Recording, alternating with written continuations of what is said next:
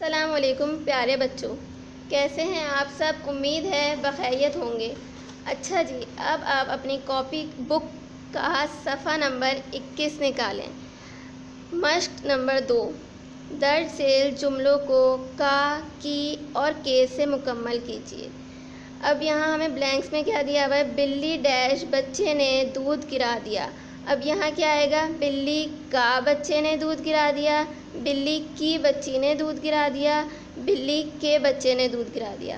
तो यहाँ क्या आएगा बच्चों, बिल्ली के बच्चे ने दूध गिरा दिया। दूसरे नंबर पे देखें, अली डैश बस्ता गाड़ी में है। तो बच्चों यहाँ क्या आएगा, अली का बस्ता गाड़ी में है, अली की बस्ता गाड़ी में है, या अली के बस्ते गाड़ी में है। तो बच्चों यहाँ क्या आएगा, अली का बस्ता गाड़ी में है। नंबर 3, सना से साइकिल तेज़ चलती है।